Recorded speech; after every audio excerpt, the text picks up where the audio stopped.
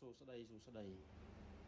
engineer មិនទាំងអស់គ្នាដែលធ្វើការក្រុមហ៊ុន Telecom ឬ ISP ឥ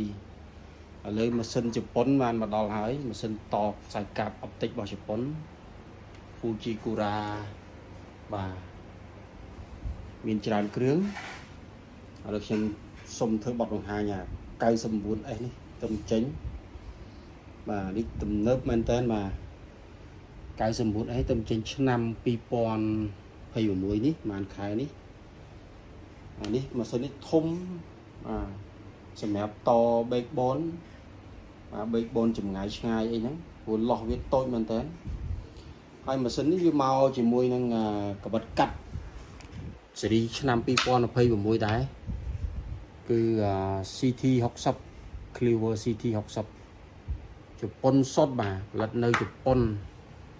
99នេះមើលទៅរឹងមាំមែនតើបាទស្អាតណាស់ចឹងក្រុមហ៊ុនឬក៏ engineer ដែលមានតម្រូវការអត់ចាំបាច់រងចាំទេនេះគឺមាន stock តែ stock មានកំណត់បាទសិតតែរបស់ជប៉ុន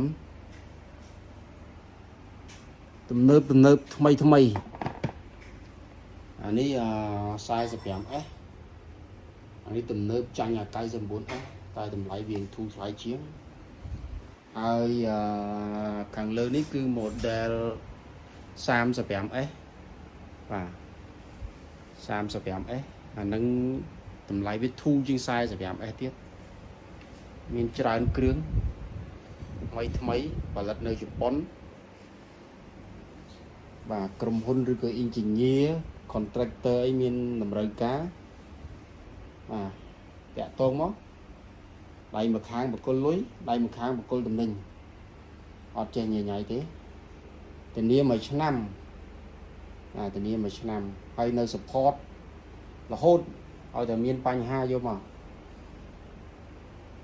អូខេមានប៉ុណ្ណឹងអរគុណណាអរគុណច្រើន